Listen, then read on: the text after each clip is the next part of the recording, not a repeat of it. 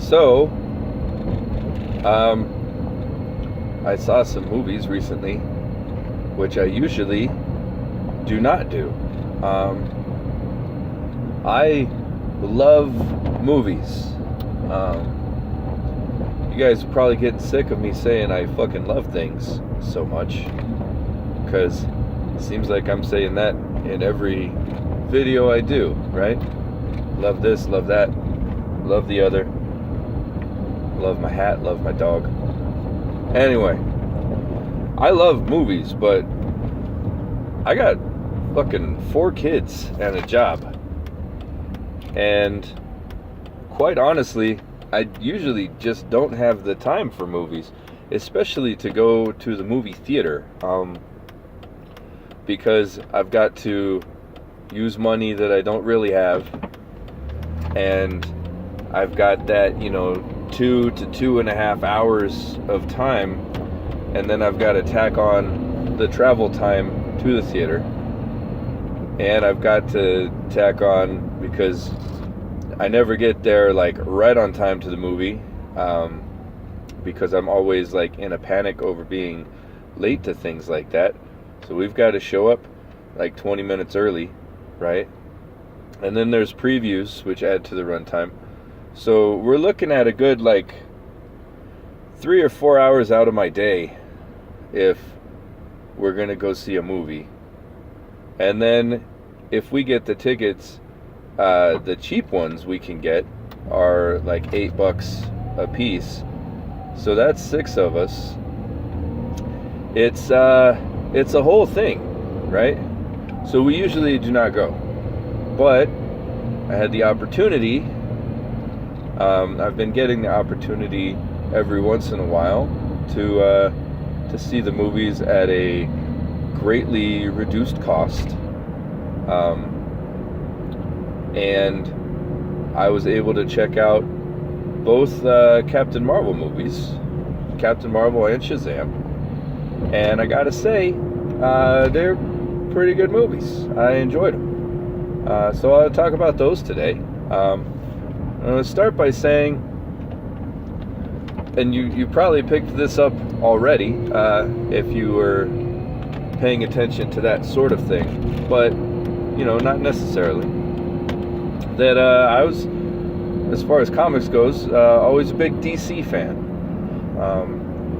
I did enjoy Marvel Comics as a child, and continued that all the way up into high school. I have, specific heroes and titles that I like, but Marvel as a whole, it's not that it never really appealed to me, it just wasn't sort of my thing. I liked specific parts of the Marvel Universe, right?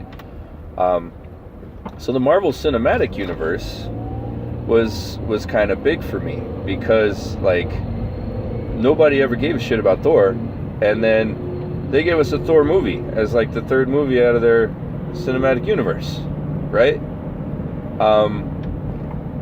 And Thor was one of the ones I followed, right? I followed Thor. I actually remember the first Thor comic I read. I got it from the library. I was a teenager. I hadn't really read Thor before that. And it was a story set in the future, after Thor had brought Asgard to New York and was basically like a really shitty king ruling over the earth, and his son Magni had to take the hammer that Thor was no longer worthy of and overthrow his dad. And it was a hell of a good story, and that got me into Thor. And then as I've mentioned before, my mom used to read Thor and Hulk back in the 70s. And through her, I was able to get some more classics from Thor. So I was really into Thor, right? I was really into not the X-Men themselves, but the X-Men adjacent teams, X-Force and Excalibur especially, right? And those weren't part of the Marvel Cinematic Universe, but we were getting movies about them. So that's my Marvel experience. My DC experience goes much deeper as far as comics go. I grew up in England, for a lot of my childhood, up until I was just about to turn 9 or 10. I'm not going to do the math right now. But my early childhood, my formative times there in early grammar school, I was in England, in a small town in Suffolk. It's called Farnham. We lived across from the George and Dragon pub. Landlord was named Glenn. He had a daughter named Safi.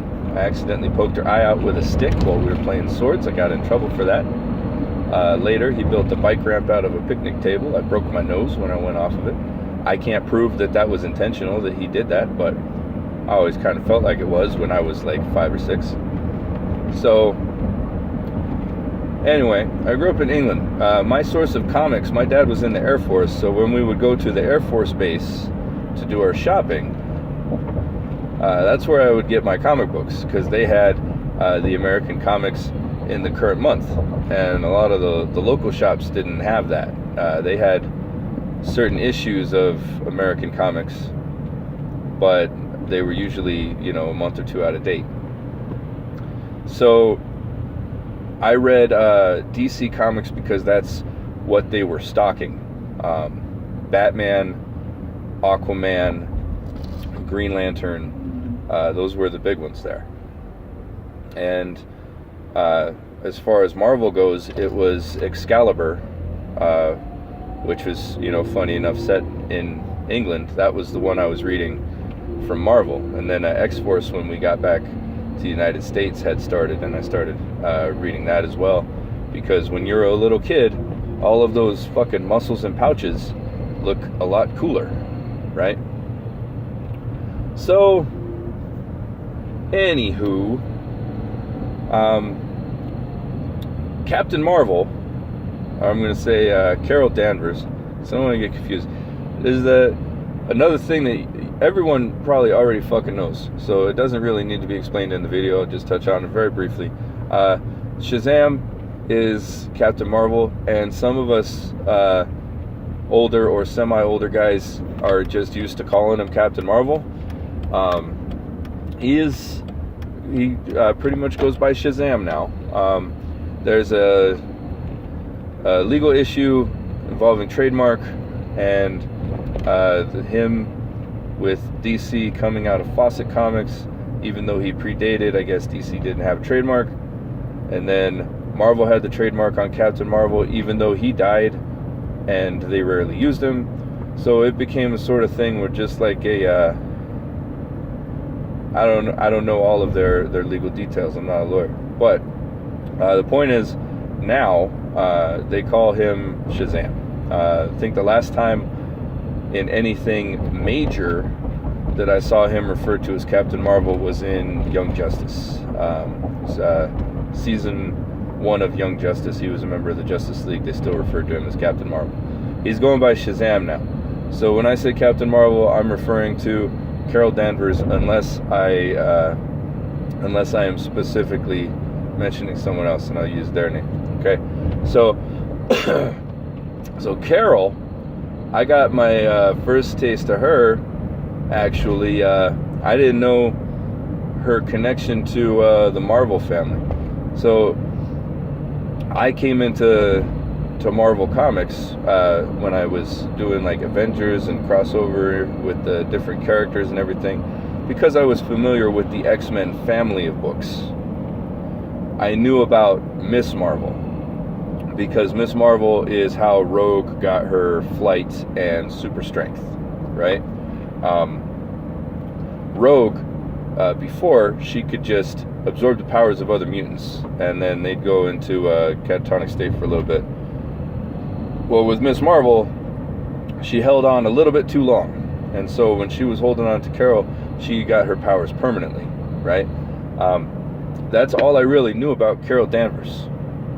To me, in the limited number of Avengers comics that I had read, Captain Marvel was a black woman, the lovely Ms. Rambeau. I believe she goes by Photon now. She's in the movie. She's a kid, but she's in the movie. So that was Captain Marvel for me for a long time. and she was a big deal. She was the leader of the Avengers. She was in Secret Wars, right? She wasn't like a minor one-off character. And then I didn't know a lot about the Marvel family of characters beyond her.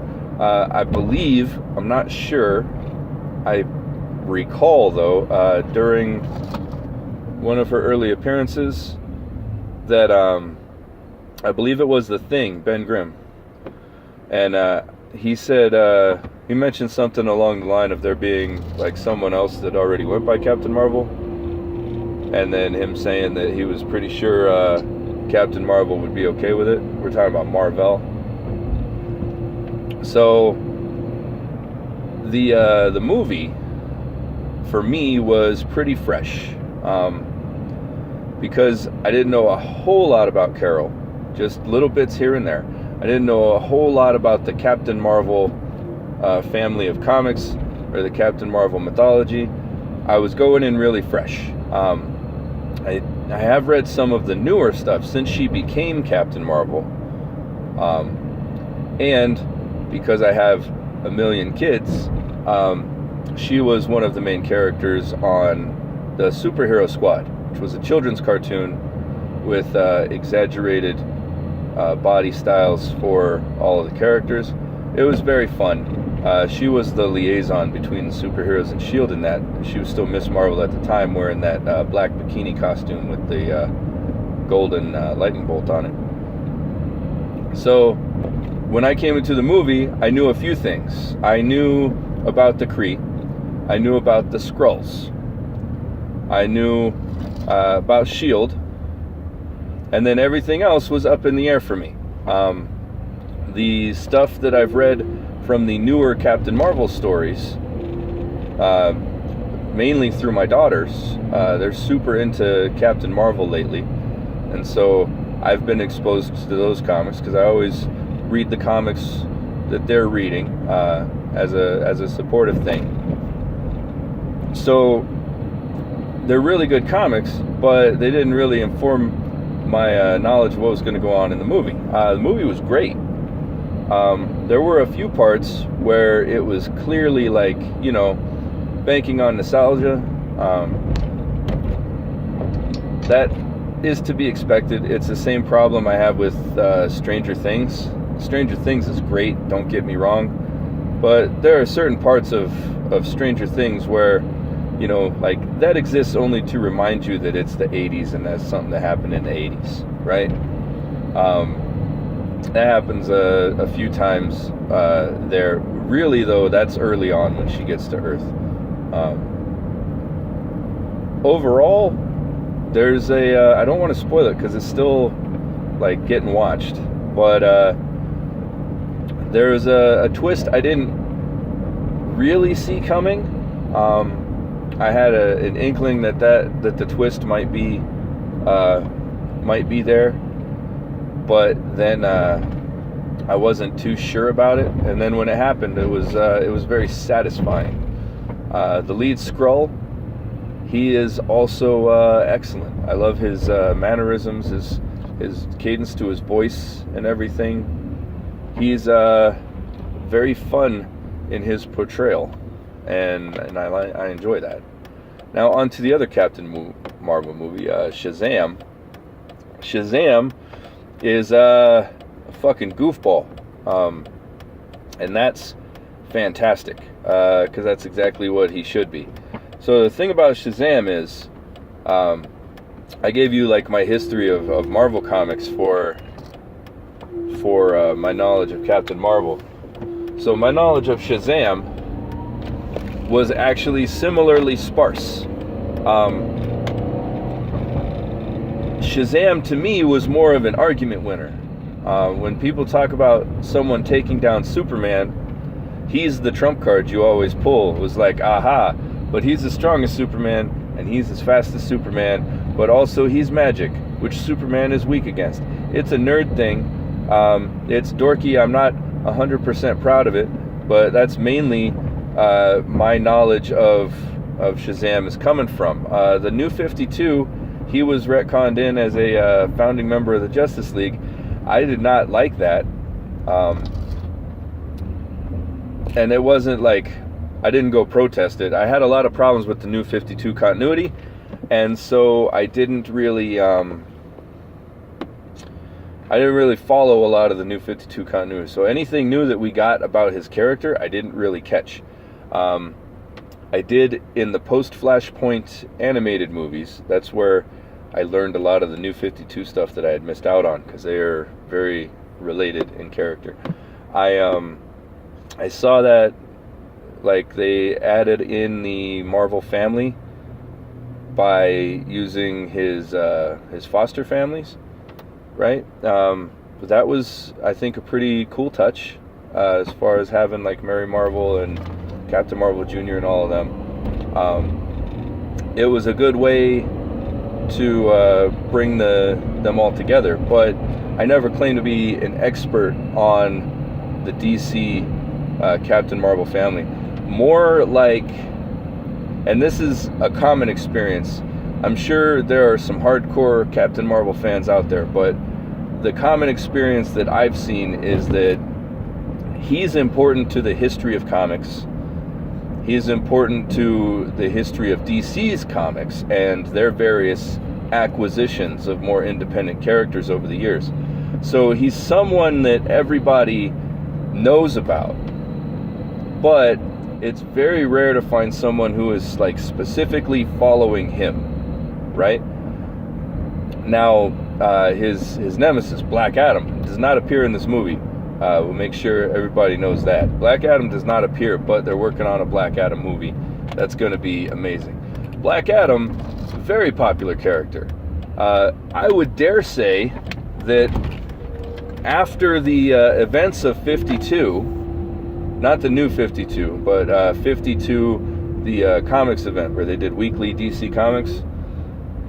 After the events of 52 and that missing year, when they went into him protecting Kahndaq and all of that, I would say that he became more popular than Marvel himself did. A lot of people love Black Adam because he's a great anti-hero character. I mean, he's not evil.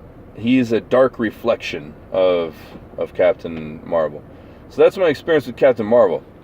So, the movie, fucking excellent, all right? It's exactly as goofy as it needs to be, and it does need to be goofy. I like the DC cinematic universe, but I do have some issues with it that I'll probably cover in another video, because it'll probably take me about 15 or 20 minutes to articulate all of that, and I do have to go. So if you have your own thoughts, I'd love to hear them. But right now, you go ahead and do all the normal YouTube things, liking, sharing, subscribing, telling other people about my videos, saying, hey, watch this stuff that Coop is putting out. It's great. Or if you can't watch it, go like do the dishes or something and just put on the audio in the background, because the video is just me driving. And so it's kind of like we're having a conversation here. I'm not putting on any kind of production values or anything. I don't have the money for that. I don't have a camera even. I'm still recording on my phone and my tablet. So if you want to do all of that normal YouTube stuff, I would really appreciate it. Go check us out on Facebook, and I hope to have some writing to post for you guys soon. But right now, I've got to go teach some kids computers. So, Dickies did not sponsor this in any way. I have to mention that because this is one of their cups. Dickies, if you want to give me money, I love you. I love your barbecue. I've certified pitmaster in your barbecue university course, and yet you've given me no money since then because I don't work for you anymore. So I love you guys. Bye.